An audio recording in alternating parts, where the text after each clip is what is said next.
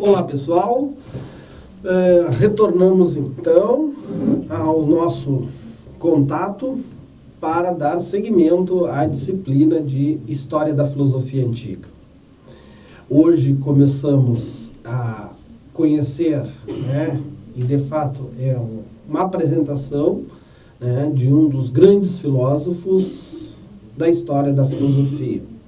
Só para fazer uma relembrança da disciplina, nós tratamos num primeiro momento sobre a gênese, a origem e as características do que se entende a reflexão filosófica, como ela surge e quais são os seus aspectos principais. Depois trabalhamos os primeiros filósofos, denominados os pré-socráticos. Posteriormente, um terceiro período, vamos dizer assim, nós trabalhamos Sócrates e os sofistas, a sua relação, e entramos naquele período conhecido como o período de sistematização da filosofia. E aí apresentamos Platão, parte 1 e Platão, parte 2, trazendo as suas principais ideias. E agora damos continuidade a Aristóteles também em duas videoaulas, Aristóteles parte 1 e Aristóteles parte 2, para posteriormente nós encaminharmos o semestre com o pensamento helenista, digamos, pós-aristotélico. Bom, para o nosso encontro de hoje, eu separei didaticamente em 4 pequenos tópicos a nossa conversa, muito baseado, vocês sabem, no livro texto, o livro de base que nós estamos usando, do professor João Robles. Então, vou falar um pouco de quem foi o Aristóteles, enfim, algumas, vamos dizer assim, notícias do Aristóteles, e pegar pelo menos 3 das suas áreas de pesquisa, que foi seu pensamento, a física, a metafísica e a epistemologia, e no segundo encontro eu vou tratar sobre a ética e a política de Aristóteles. Bom, como em qualquer bom manual, costumo dizer, de filosofia ou história da filosofia, vocês encontram uma boa literatura sobre a vida e obra de Aristóteles. E que eu não vou ficar aqui fazendo essa repetição, até como um estímulo para vocês lerem. Então, algumas coisas, vamos dizer assim, que me parecem importantes do ponto de vista de uma apresentação de Aristóteles. Giovanni Reale faz uma observação no seu livro, o primeiro da sua coleção de livros sobre a história da filosofia, dizendo que com Aristóteles surge a primeira sistematização ocidental do saber. E isto é verdadeiro na medida em que Aristóteles, nas suas pesquisas, abrange um amplo campo de investigação, que vai desde a física, a astronomia, a poética, a estética, a metafísica, a biologia e assim sucessivamente. Então, de fato, Aristóteles apresenta-se a nós como aquele que trata de uma ampla gama de áreas do conhecimento para o sujeito humano. Ele nasce em Estagira, que à época ficava na fronteira da Macedônia, hoje ainda permanece na Grécia, e por ser um cidadão estagirita, a alcunha que ele recebe, muitas vezes, vocês vão encontrar no texto, diz o estagirita refere-se exatamente ao local de nascimento de Aristóteles. Ele foi filho de Nicômaco, um médico que serviu no no governo de Amintas, na Macedônia, e com 18 anos ingressa na Academia de Platão, né, onde passa por 20 anos, né, na academia. Né. Com a morte de Platão, ele deixa a academia. Isso quando eu fiz se vocês lembrarem da videoaula, né, sobre Platão, o porquê que Aristóteles deixa a academia, porque na verdade ele era um dos seus melhores discípulos, né, ou melhor dos seus discípulos, mas não assume a academia. Né. Posteriormente, em torno de uns 42 anos, né, ele é chamado por Filipe, o rei da Macedônia, para ser o preceptor, vamos dizer, né, o professor de Alexandre da Macedônia. E isso vocês podem verificar, por exemplo, no filme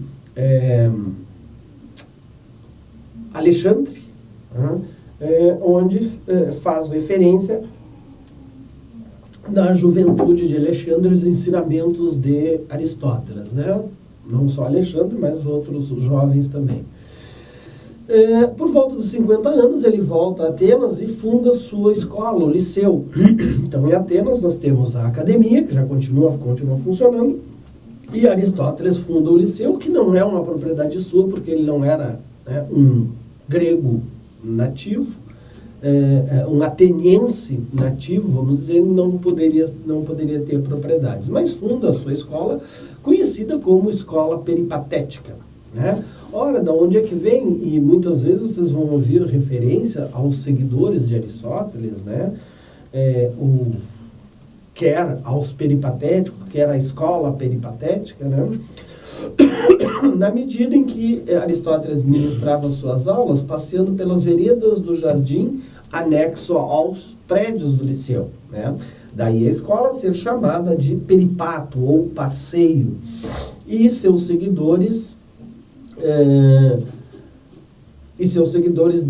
denominados peripatos, né? Uma coisa bem diferente que talvez, né, numa reformulação, né, desse jeito tradicional de aula, né, fosse interessante nós sairmos, sentarmos ali, talvez no bar Papoeira, no bar do Zé, né, e comendo uma batatinha, tomando um refrigerante, ou quem sabe até uma cerveja, e poder desenvolver uma aula de filosofia e sair desse lugar fechado, né, tradicional, que é a sala de aula, onde um fica falando e os outros ouvindo. Tipo agora, né, nessa oportunidade que vocês têm de não falarem. Mas isso poderia ser talvez uma boa ideia tirada de Aristóteles. Ora, com a morte de Alexandre, né, Aristóteles deixa Atenas. Por quê? Porque ele foi o professor de Alexandre, enfim, e havia uma ligação muito grande, né, uma identificação muito grande entre Aristóteles e Alexandre, e depois da morte do Alexandre, uma certa rejeição, digamos, né, ao nome de Alexandre. E Aristóteles diz que para Atenas não cometer o segundo crime contra a filosofia, porque ele estava sendo ameaçado de morte, né, porque o primeiro já havia cometido com Sócrates, né, ele foge para Caos, né, e deixa o Teofrasto na direção do Liceu. Tá? Então ele se exila e posteriormente, em torno de 62 anos, ele morre no exílio, em Calces mesmo. Aristóteles é considerado, digamos, né, na história da filosofia, com a alcunha de o filósofo, né, principalmente pelos medievais. Vocês vão encontrar muitas vezes em textos medievais, né, uma referência, né, porque diz o filósofo é exatamente Aristóteles, que durante muito tempo, e talvez, inclusive atualmente, é considerado, né, endereçado a ele, né, a expressão o mestre daqueles que sabem, né, ou o sábio dos sábios, vamos dizer assim. Nesse sentido, não só a obra de Aristóteles, com toda a sua defasagem, né, parece extremamente, né, de uma perspectiva, de uma releitura atual. E eu tenho uma opinião que muitas vezes se choca, né, com alguns pensadores contemporâneos e professores, de que é impossível fazer filosofia sem passar por Aristóteles. Eu diria mais, sem passar por Platão e Aristóteles, na medida que os dois ainda atualmente são indivíduos que têm coisas a nos dizer, ou seja, continuam sendo nossos bons interlocutores. No conjunto, falando, né, das obras de Aristóteles, que é vasta, né, eu gostaria de fazer pelo menos 2 ou 3 pequenas observações, né? Como todos os autores antigos, existem obras do autor que chegaram até nós, de alguma maneira, e outras que foram perdidas, e que se sabe que aquele autor escreveu por referência a um outro, né? Isso acontece muito uma exemplificação se vocês observarem, né, tiverem a oportunidade de ler o filme, ler o livro, O Nome da Rosa, do Humberto Eco, ou verem o filme, que é A Procura, do Guilherme de Baskerville, né, sobre uma obra chamada A Comédia, de Aristóteles, que ele teria escrito, e que na Abadia dos Beneditinos, onde o Guilherme de Baskerville encontra-se, existe o último exemplar, que posteriormente é perdido com um incêndio, né, que acontece na biblioteca, na Abadia, né? Então, algumas obras, né, nos chegam, outras parece que ficaram perdidas pelo caminho, né, e não se sabe, talvez algumas possam ainda ser, né, achadas, redescobertas, enfim. É interessante no que diz na expansão das ideias e das obras de Aristóteles, que a Grécia está aqui na parte geograficamente embaixo da Europa, e não há uma, digamos, subida direto para a Europa, né, central das obras de Aristóteles. Algumas são conhecidas, chegam principalmente a Paris, chegam na Inglaterra, mesmo na Itália, mas muitas das obras de Aristóteles, e poderia-se dizer aquela onde tem uma consistência do seu pensamento, saem de Atenas e vão para o Oriente, principalmente com os árabes, né, e voltam para o Ocidente, né, pela Península Ibérica, com Averroes, com as traduções de Averroes, né, que também vocês vão encontrar em muitos textos medievais e outros posteriores, né, a alcunha de Averroes como o comentador. O comentador de quem? De Aristóteles, né? Então, Aristóteles é o filósofo e Averroes é o comentador, né? É aquela autoridade, né, que tem de ter comentado e traduzido, inclusive, as obras do Aristóteles. Bueno, mas o que se chama o chamado corpus aristotélico, né, ou seja, aquelas obras de peso de Aristóteles, começam a ter uma entrada, né, na Europa Ocidental entre o século XII e XIII. E isso causa um impacto, provavelmente, quando vocês forem, né, estudar a história da filosofia medieval, vocês vão ver o impacto que essas ideias de Aristóteles têm naquele mundo medieval, né, e principalmente, muitas vezes, o choque com a doutrina vigente, ou seja, com as ideias de base judaico-cristã que vigoram, né, naquele mundo com uma determinada concepção de mundo, de vida. e que se choca diretamente, né, com aquele novo pensamento que é trazido pela redescoberta ou, né, pela chegada das obras de Aristóteles, né? Isso em inúmeras áreas, mesmo porque Aristóteles escreveu também, né, em inúmeras áreas, e nesse sentido é que podemos dizer que ele foi um sistematizador e por isso, né, a sistematização do seu pensamento. Bom, Aristóteles escreveu sobre física, metafísica, epistemologia, ética, política, lógica, biologia, astronomia e etc. Certamente, numa videoaula de 50, 60 minutos e mesmo numa aula presencial de 4 períodos, não se esgota o pensamento de um autor da cepa de Aristóteles.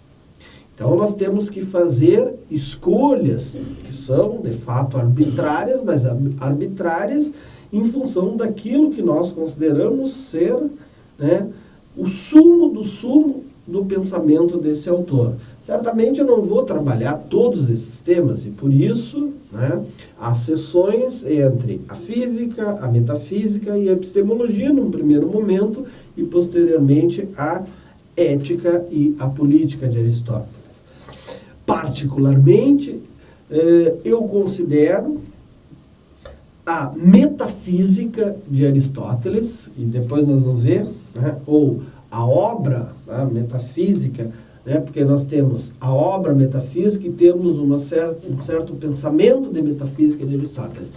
Me parece ser a maior obra de Aristóteles, né? Ou seja, muitas vezes a base, né, de toda a sua concepção que vai se refletir na política, na ética, na epistemologia, na física, enfim, e também o seu pensamento lógico, vamos dizer, me parece importante, embora não se dê para desconsiderar a sua ética e a sua política. Então, é um autor que, em várias áreas, teve uma importância muito grande e me parece que, ainda hoje, né, dadas as pesquisas que são realizadas, é um autor extremamente pertinente e que vale a pena, né, não se perde tempo lendo as suas obras, tá, e estudando sobre, né, o pensamento de Aristóteles. Bom, então eu começo... e vocês vão observar que, digamos, grande parte desse encontro, ele tem como o núcleo e um pouco a sua extensão diária vai ser na metafísica. Mas eu começo com a física de Aristóteles, né? Perguntando, então, qual o objetivo da física para Aristóteles? Ora, o ponto central para Aristóteles é apresentar os princípios que vão fundamentar sua concepção de natureza. Ou seja, a ideia, e aí ele volta, encontra-se dentro daquele ambiente pré-socrático que buscava, né, o princípio, a arqué, a causa, né, o elemento fundamental de todas as que possam explicar todas as coisas, né? Ou seja, dar uma fundamentação, uma justificação da sua concepção de natureza. Nesse sentido, visava a investigação sobre o movimento, a causação, ou seja, entenda o movimento retroativamente ao que eu tinha falado. Movimento é mudança, ou mudança é movimento. Tá? Uma coisa se modificar, né? Ou seja, uma plantinha uma sementinha que eu coloquei ali e que tornou-se um pezinho de tomate, houve uma mudança e essa mudança é considerada como um movimento. O fenômeno da causação, ou seja, a ideia de que algo acontece A e gera um efeito B, do tipo, vou largar a caneta agora, né, como causa, e a caneta caiu em cima da mesa. Esta relação, né, se há uma causa primeira, se há, né, se há uma causa, ou na série causal há um infinito de causas, enfim, né, vai tratar dos fenômenos naturais, bem como, né, os fenômenos naturais em relação aos seres naturais, né, que são os homens e, né, a constituição deste mundo, né. A sua concepção de física, então, vai partir do movimento, buscando elucidá-lo nas análises de conceitos como o crescimento, a alteração, a mudança, a geração, como uma coisa é gerada, né, a partir do que ela vem, a sua corrupção, né, no sentido de que ela vai desgastando e depois tem um término, uma finitude. Na sua física, vamos dizer assim, né, e ele tem uma obra sobre a física, aparece pelo menos três teorias, vamos dizer assim, ou concepções que vão ter implicações na metafísica, que é a teoria das quatro causas, a teoria do ato e potência e a teoria da matéria e forma. Tá? Eu, particularmente, vou tratar, né, da teoria das quatro formas, tá, neste primeiro momento, mas vou referir posteriormente a relação de ato e potência e de matéria e forma, ficam melhor explicitadas, né, quando tratarmos da metafísica. Bueno, então, o que é essa teoria das quatro causas para Aristóteles? E é isso que nós vamos passar a ver agora. A teoria das quatro causas de Aristóteles, né, diz respeito à investigação que visa conhecer o porquê de algo no que concerne a sua geração e a sua corrupção, né? Ou seja, a geração e corrupção das coisas. Pergunta fundamental é: qual é a causa das coisas? Lembrem que nós retornamos com essa pergunta àquela investigação dos pré-socráticos, né? Pela causa, pelo princípio de todas as coisas. Aristóteles, na obra, por exemplo, Metafísica, faz aquilo que a gente poderia dizer um histórico do que os que o precederam escreveram sobre essa questão, né? Quem tiver a oportunidade, no livro 1 da Metafísica, né, pode ver, né, sobre essa questão, o que foi escrito antes dele e quais, digamos, as suas críticas ao que eles escreveram.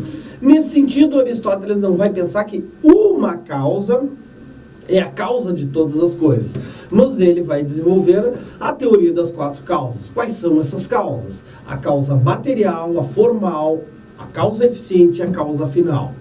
Por causa material, nós podemos entender, né, aquela que representa o item imanente de que algo provém, aquilo de que é composta toda a realidade sensível, a matéria de alguma coisa. A causa formal mostra aquilo que o ser é, conforme confere a forma, ou seja, a natureza e a essência de cada realidade singular. Eu estou lendo aqui, né, a partir do texto base. Significa o seguinte: esta linda xícara, né, ela é formada de uma matéria, provavelmente, né, esta matéria serviu para se produzir outras xícaras, mas essa xícara, por ela ter esse formato, ela não é um pouco mais baixa, não é totalmente circular, né, ela tem uma forma, certo? Esta forma, né, que deu, né, este modelo aqui para esta xícara é a causa formal de alguma coisa. Tá? Estou tentando fazer uma analogia para vocês, didática, para entender. Quer dizer, eu posso ter, né, de louça, né, outras, ou com esta matéria, outras xícaras com outras formas, né? Mas é a forma que foi colocada sobre esta matéria, né, que é a causa do jeito dela ser como ela é. A causa eficiente, então, que é a terceira causa, é aquilo de onde provém o começo primeiro de mudança ou do repouso. Aquilo que produz geração, movimento ou transformação em alguma coisa. Chamada também como causa motriz. A causa a partir de que algo, né, começa a sair de um repouso ou volta a um repouso, né, e começa um processo de mudança. Pois no exemplo talvez fique um pouco mais claro. E a causa final, aquilo em vista do que algo existe, aquilo para o que toda coisa tende. Ora, vamos pegar então um exemplo de uma estátua de bronze de um cavalo. A causa material, né, é aquilo do qual a estátua é feita, ou seja, o bronze. No caso aqui, isso aqui é louça. Tá? A causa formal é o que permite estabelecer uma definição e dizer o que a coisa é. Nesse caso do cavalo, uma estátua.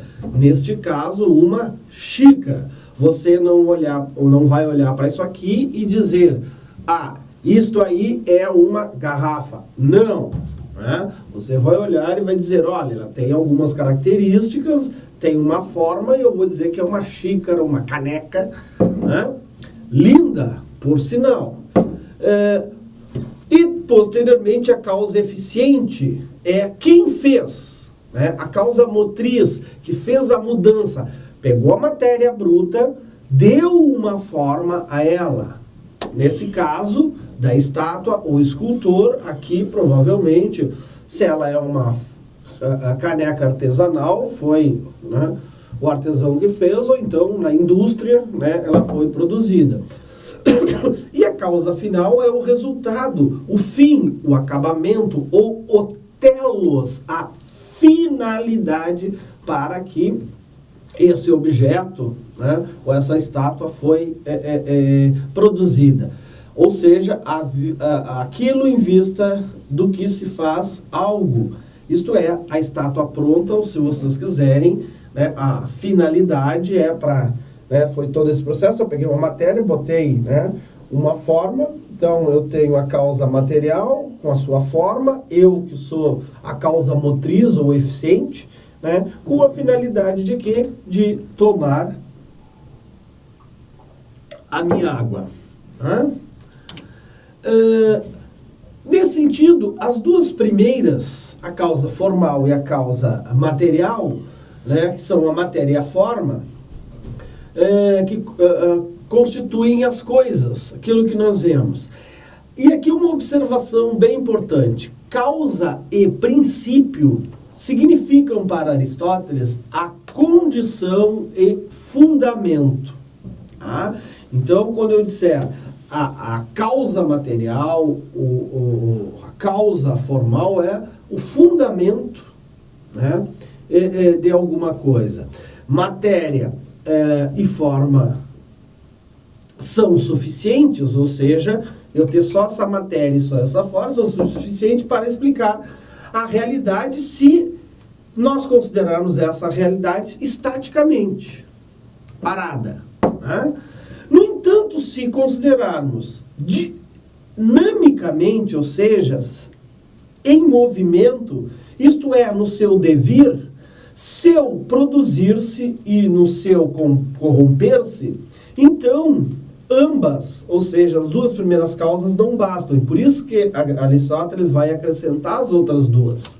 Ou seja, exemplificando, se nós considerarmos determinado homem estaticamente, ele se reduz à sua matéria, nesse caso carne e osso, e à sua forma. sua alma, né? O seu interior, o seu espírito. Se considerarmos este homem dinamicamente, ou seja, no seu devir, um homem que nasceu, cresceu, se desenvolveu, né, podemos perguntar como nasceu, quem o gerou e por que se desenvolve e cresce. Daí a necessidade de outras duas razões ou causas: a eficiente, que é o pai que gerou, e afinal, o fim objetivo para o qual tende, né, o devir, o vir a ser, né, este homem. Qual a sua finalidade? Ou qual o sentido deste homem existir? Tá? Então, se eu pegar alguma coisa simplesmente, estaticamente, do tipo essa xícara, ok, eu a vejo na natureza, né, e eu consigo responder, né, o princípio dela a partir de uma causa de uma matéria, né, e de uma forma que ela recebeu. Mas se eu coloco isso dentro do dinamismo que é a natureza, essas não bastam. Por quê? Porque precisa uma causa eficiente e uma causa final para dar a explicação. A teoria das quatro causas de Aristóteles é um insight muito interessante na medida em que vai, né, contribuir para muitas das explicações que ele vai realizar no seu pensamento metafísico, principalmente na sua obra metafísica. Ora, a teoria do ato e potência, ela tem implicações metafísicas e é o fundamento de todo o sistema. Ato e potência relacionam-se com um movimento.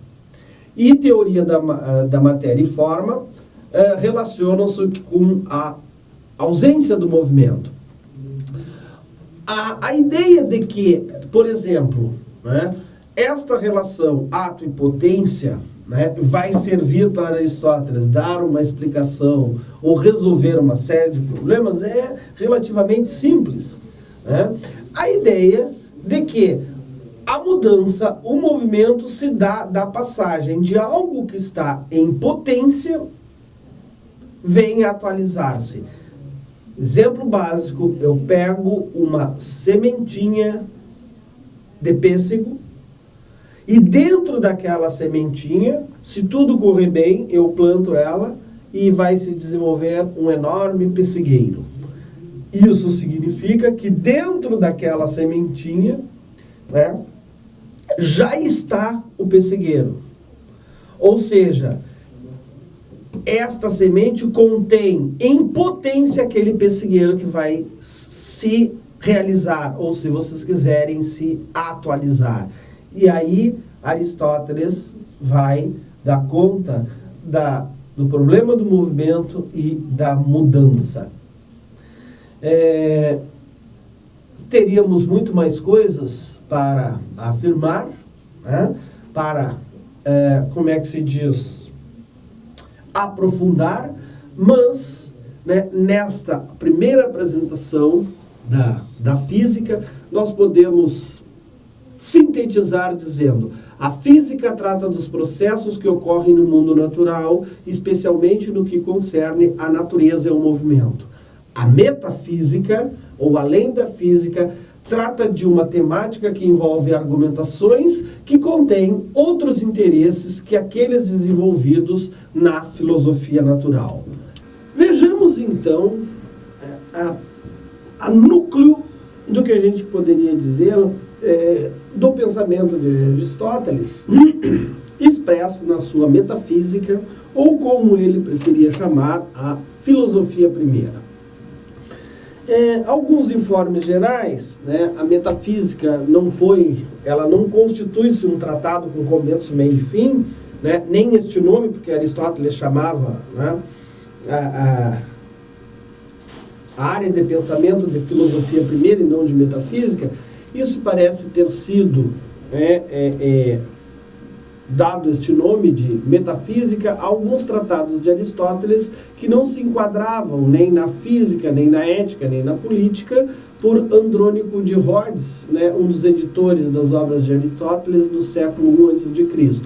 né? E como esses tratados, eles tinham algo de parecido e não se enquadravam propriamente dito, né, em outras obras, e principalmente da física, eles foram colocados, né, foram catalogados como obras além ou depois da física. Ora, em grego isso, né, se traduziu como meta, além ou depois da física, ou dos tratados da física. Engraçado que este conjunto de textos que compõem o que ele chamou de a metafísica, né, todos aqueles conteúdos passaram para a tradição como se fossem temas, assuntos próprios da metafísica enquanto área. Mas isso também vocês podem ir atrás e fica um estímulo para que vocês possam ler. Olha, nesse sentido nós podemos identificar pelo menos 4 grandes blocos, né, de temas tratados nesses textos que compõem o que a gente chama de, né, o Tratado da Metafísica. Né? Um estudo das causas, né, a etiologia, um estudo do ser enquanto ser, uma ontologia, um estudo da substância, ou uma ousiologia, na medida em que a tradução, né, de ousia para o português é substância, e uma teologia, ou estudo, né, de Deus, ou do primeiro motor, né, o Deus aristotélico, que não é o Deus judaico-cristão. Né? Todas elas, embora não se constituam como um livro com começo, meio e fim, né, se constituem como, a gente pode dizer, uma certa sistematização do pensamento de Aristóteles. Começamos então, né, a partir do conjunto, aonde entra, né, a metafísica. E aí nós temos a divisão da ciência que Aristóteles faz, né, em 3 grandes blocos: as ciências teóricas, as ciências práticas e as ciências poéticas ou produtivas. Né? As teóricas procuram o saber pelo saber. As práticas usam o saber com a finalidade de uma perfeição moral, por exemplo. E as produtivas, isto é, a que tendem a produzir determinadas coisas. Vocês vão ver, né, na imagem que vai ser colocado para vocês, né, da divisão. Então nós temos as teóricas, né, a física, a matemática e a metafísica, sendo que entre elas, vamos deixar claro, as teóricas são mais refinadas que as práticas, as práticas mais refinadas que as produtivas, né, em termos de importância. Internamente elas têm também uma hierarquia. Por exemplo, a metafísica é uma área do conhecimento superior à matemática e à física, embora as 3 façam parte daquela divisão das ciências enquanto teóricas. Então vamos lá, nas ciências teóricas, ou que ele vai chamar de filosofia teórica, nós temos a metafísica, a matemática e a física. Na prática, né, ou nas ciências práticas, nós temos a política, a economia e a ética. E nas ciências produtivas, nós temos a poética, a estética e a artes, que podem se subdividir. Por exemplo, né, a construção naval, ou a engenharia, se vocês quiserem, estaria na filosofia ou nas ciências produtivas. A medicina, né, estaria entre as artes, as ciências produtivas, na medida que para os gregos, né, a medicina não era uma ciência, mas era uma arte. Ora, como é que nós podemos? Já localizamos, né, localizamos a metafísica entre as ciências, vimos como é que ela se constitui, né? E do que vai tratar, então, a metafísica? Exatamente relacionada com todos aqueles, né, aqueles temas que nós vimos. Vai indagar sobre as causas e os princípios supremos, né? Vai indagar pelo ser enquanto ser, e aqui é interessante porque ele vai dizer as ciências particulares pegam uma parte do ser. Por exemplo, a psicologia pega o ser e trata da sua parte psíquica. a biologia trata do seu funcionamento, né, biológico. Ora, a metafísica vai tratar do ser não enquanto uma parte dele, mas dele enquanto um todo, na sua essência, ele enquanto aquilo que ele é.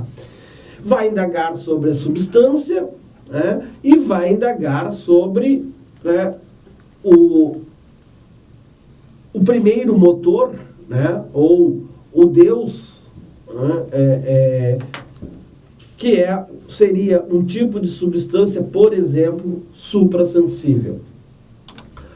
Ora, ao tratar do ser enquanto ser, né, Aristóteles retoma o debate dos eleáticos, né, ou entre Parmênides e Heráclito.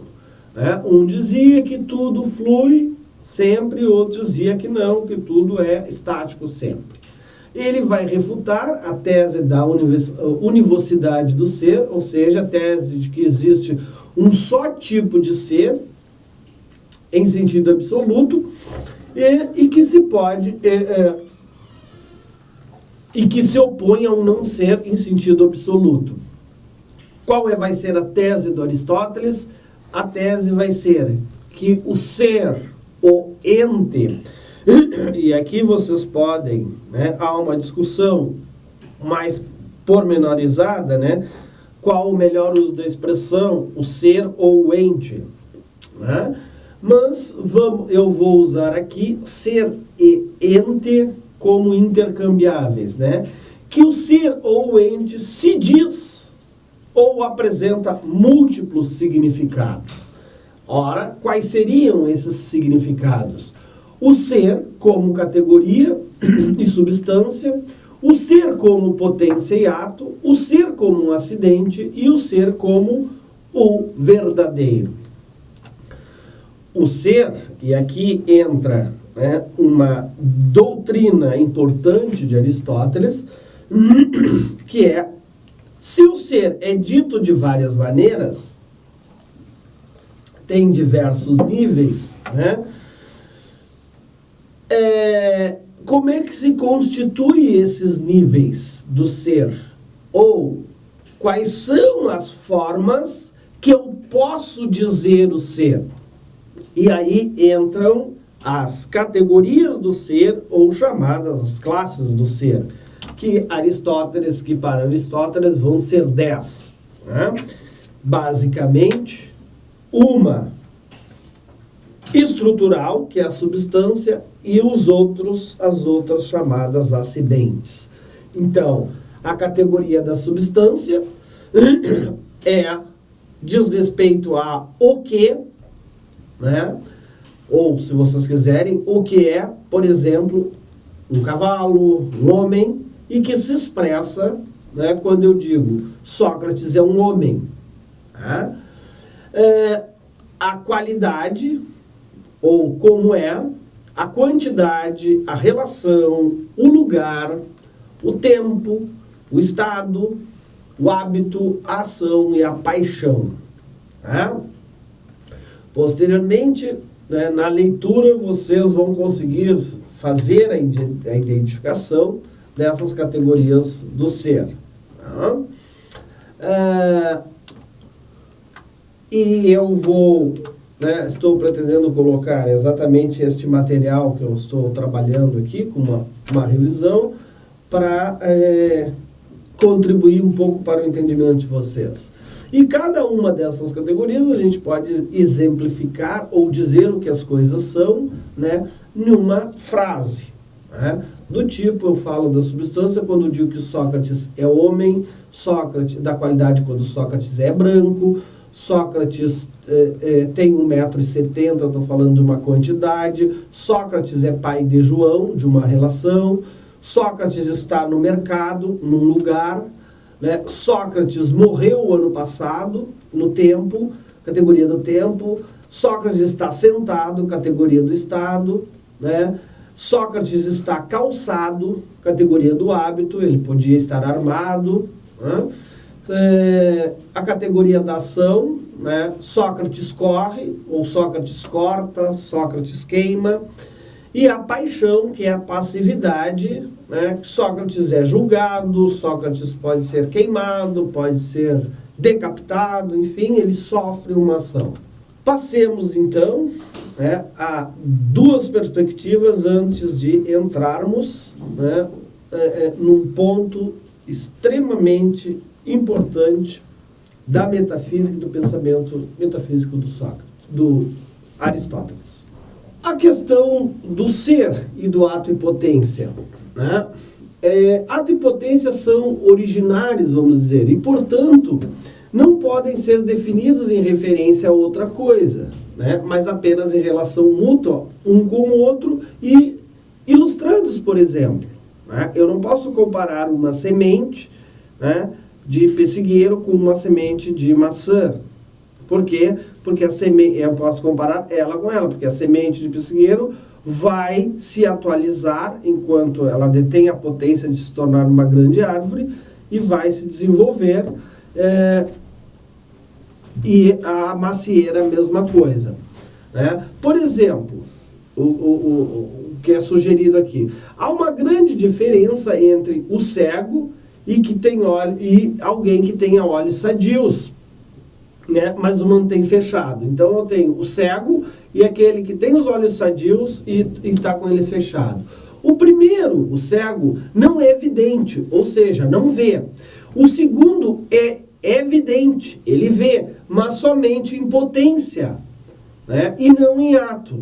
Por quê? Por que em potência? Porque esse aqui, este aqui, ele não pode ver. Este aqui pode ver, mas está de olhos fechados. Nesse momento, os dois são cegos. Um porque não consegue ver e outro porque está com os olhos fechados. Mas esse da minha direita aqui, ele potencialmente tem a visão. Basta que ele abra os olhos, né? Mas quando abre os olhos, ele é vidente, ou seja, enxerga em ato. Ele está realizando. Ele tinha a potência de ver. E aí, a hora que ele abriu os olhos, ele está em ato. A relação ato-potência desempenha, como eu já fiz a afirmação, um papel essencial no sistema aristotélico, na medida em que várias dificuldades em diversos âmbitos podem ser resolvidas. Por exemplo, serve para explicar o movimento de geração e corrupção ou a mudança. O ser em acidente, ou a relação entre ser e acidente, é aquela relação que eu falei para vocês há pouco, né, sobre a substância e os seus acidentes. Um exemplo que eu gosto de usar, né, ou uma analogia, vamos dizer, é quando você pega uma florzinha de margarida ou aquela florzinha bem me quer e começa a brincar, né? Pensa numa pessoa amada e começa a brincar. Bem me quer, mal me quer, bem me quer, mal me quer, e vai tirando as pétalas. Quando você tirou a última pétalazinha, bem me quer, você ficou só com o quê? Com o talo, o núcleo. Este núcleo é a substância. As pétalas que vocês foram tirando são os acidentes que compõem. Por quê? Porque o bem me quer, né, a florzinha ou a margarida, né, ela não é o talo, ela é o talo com os seus acidentes, né? Mas quando eu tiro os acidentes, sobra o quê? A substância. Então, todas as vezes que vocês forem brincar com uma margarida, aquela florzinha para fazer bem me quer, vocês se lembrem que ali você pode ter uma pequena ideia do que Aristóteles está falando da relação entre a substância e os seus acidentes. Ou seja, o ser acidental ou causal é fortuito, é aquilo que vem a ser. É um modo de existir ou de ser que depende do outro. Não existe as pétalas, né, separadas daquele talinho. No entanto, eu posso tirar todos esses acidentes, todas essas pétalas e identificar, aqui está o talo, né? Que seria a substância. E aí nós entramos no, como é que a gente pode dizer, no núcleo, né, que eu considero o pensamento metafísico de Aristóteles, que é a teoria da substância, que está, né, a partir do livro 7º da Metafísica, né? A pergunta, aqui eu vou pular um pouquinho, porque ele já, né, faz referência, né, o meu slide aqui, ao livro 4, né, onde Aristóteles inicia o livro 4, quando ele diz no livro 4, né, que a investigação da metafísica é investigar o ser enquanto ser, inicia o capítulo reiterando, refinando algumas coisas que foram ditas no livro 4. Que o ente é dito de muitos modos, ou seja, não tem um ente, né, eu posso dizê-lo de muito modo, e que o sentido primário de ente é a substância. O ente, então, ou ser, né, é dito de vários sentidos. Né? O que uma coisa é, a sua essência, né, ou seus atributos, né? Ou seja, que são as determinações do ser. Porque tudo que aparece, né, para cada um de nós, aparece, né, não com o ser sozinho, mas o ser nas suas determinações. O ser enquanto tem uma altura, o ser enquanto tem uma qualidade, o ser enquanto está num lugar, que são as categorias, né? Eu tenho a substância, né, e a substância está, digamos, como aquele talo rodeado, né, das pétalas ou das suas determinações, que são os acidentes. Esses acidentes não existem por si mesmos, eles não existem separados da substância, pode, né, não podem ser separados da substância, eu até posso pensá-los separados, né, e estão nas substâncias primárias, que são os indivíduos. Os indivíduos são exatamente, né, este ente, essa substância que resta, né. Ente primeiro seria a substância sem determinação. Aristóteles liga explicitamente o sentido secundário de ente às categorias das não substâncias acidentais. Substância, então, é a primeira coisa, né, tanto na definição, quando eu vou dizer o que uma coisa é, na ordem do conhecimento, é aquilo que eu conheço primeiro, e no tempo, aquilo ao qual eu tenho acesso. Basicamente, Aristóteles diz, né, na metafísica a seguinte expressão, que torna-se a questão central. Tudo o que na filosofia foi feito até aqui, desde os pré-socráticos, foi responder, né, a questão o que é o ente. Esta foi a questão central. E ele vai dizer, mas para responder o que é o ente, eu preciso dizer o que é a substância. Significa ser, ou o ente, para ele é igual à substância. Mas isso não te diz nada, porque ele precisa definir o que é a substância. Investigar aquilo que é o que é. Essa é a questão central de Aristóteles. Por isso a noção de substância assume, né, em Aristóteles uma importância extremamente grande. Substância, então, é aquilo que é. Esse conceito é tratado em duas obras, tá, que vocês provavelmente, né, vão ler no texto base, nas categorias, né, que ele vai dividir em dois tipos, né, o que ele chama de uma substância primeira e uma substância segunda. Né? O primeiro sentido da substância é concebido da seguinte maneira: substância é o que se diz propriamente, primeiramente e antes de tudo, é o que ao mesmo tempo não se diz de um certo sujeito e não está em um certo sujeito. Por exemplo, tal homem, tal cavalo, é a substância primeira. E posteriormente ele vai falar da substância segunda, que são os gêneros e as espécies. Na metafísica, ele vai descartar, né, a existência da substância como universal, né, e vai dizer, né, no livro 5, por exemplo, que são os corpos, que podem ser simples ou compostos, né, e as suas partes, a causa do ser, né, embora não sendo predicado de um substrato, né, um isto ou uma definição. Ora, dois sentidos vão assumir, né, o ser nessa investigação de Aristóteles. Um substrato último, ou hipokeimenon, uma expressão grega, né, o qual não é predicado de mais nada, é aquele nosso talinho, ou é um isto, algo determinado e separável. Para Aristóteles, quais serão então, e aqui entra a relação matéria e forma, os candidatos à substância? A matéria, a forma ou o composto de matéria e forma? É complicado a resposta, porque parece que Aristóteles, né, propõe a pergunta, mas não consegue dar uma resposta que a gente poderia dizer suficiente, cabal sobre isso, né? A matéria ele vai descartar e sobraria então a forma ou o composto entre matéria e forma.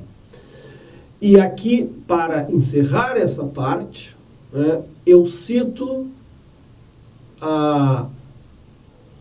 o texto do professor João,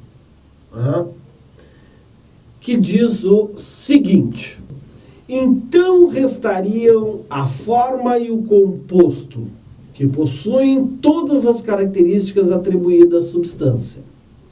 Ambos são substância, embora a forma o seja em mais alto grau, porque além de possuir prioridade ontológica sobre o composto, né, porque ela existe antes do composto. Se eu tenho um composto aqui, que isso aqui funciona compostamente, antes disso eu tenho ele separado, por isso a prioridade. Pela simples razão de que procuramos a causa, a essência que faz de dado indivíduo aquilo que ele é. Portanto, o que procuramos é a causa, isto é, a forma, a razão pela qual a matéria é algo definido. Lembrem, esta forma, porque isso aqui podia ser só uma matéria informe, e aí vem a forma e dá esse desenho dessa caneca, pela qual a matéria é algo definido. E isto é a substância da coisa. A forma é sua causa primeira, é a causa primeira de seu ser, ou seja, das coisas. Isso pode e deve, e está adequado dar um nó um pouco na cabeça de todos vocês, tá?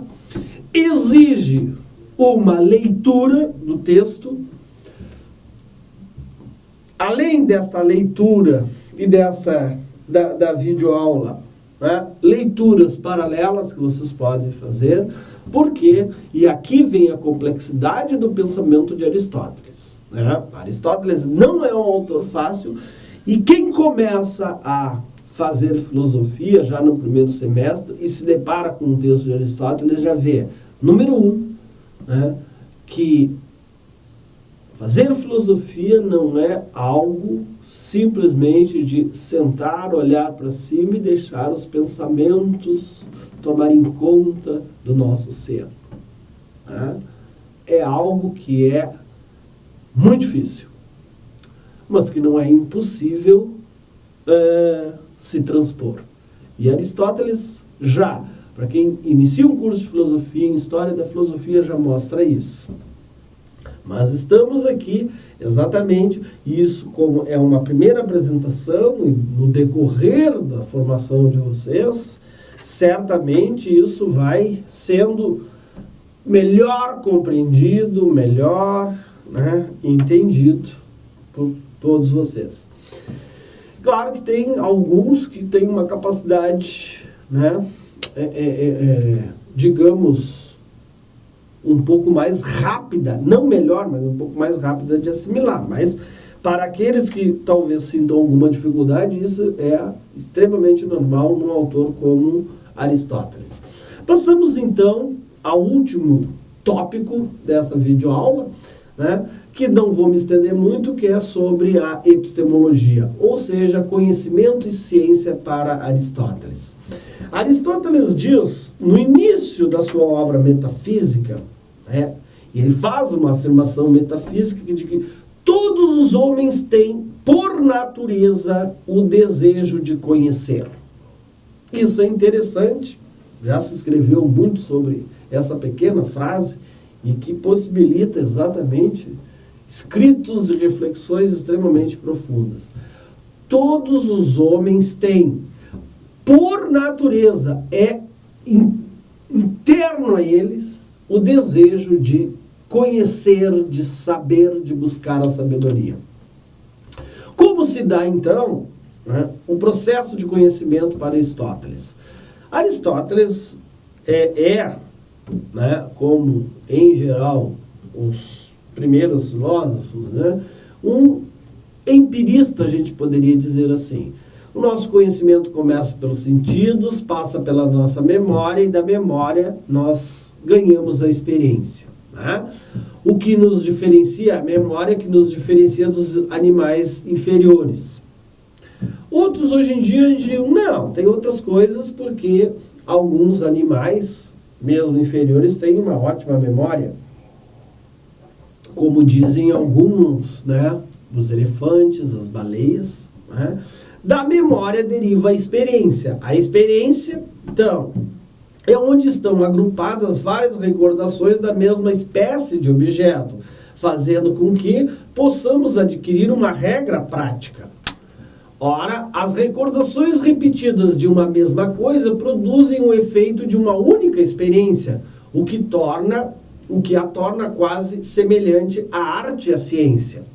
A arte provém de um complexo de noções experimentadas, expressando-se em um juízo único, universal, de casos semelhantes. É o conhecimento das regras práticas fundamentadas em princípios gerais. E a ciência é o conhecimento verdadeiro, superior a qualquer outro.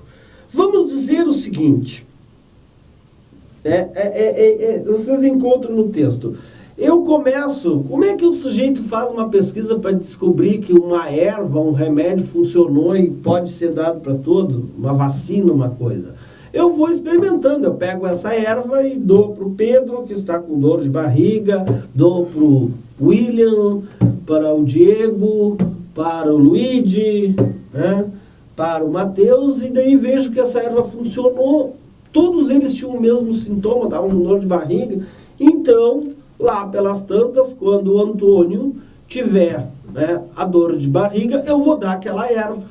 Né? Por quê? Porque eu já experimentei, fui fazendo a experiência, né, guardei aquilo e o que eu tenho aqui? Eu tenho um processo, né, indutivo, né, de ir descobrindo as coisas. A ciência não basta, a arte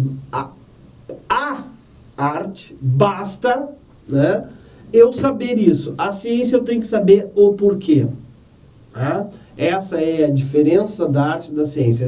A arte me diz como é que eu chego lá e ajo, mas a ciência vai me dizer qual a razão, né, de eu usar essa erva e não usar esta outra. Não só porque ela funciona.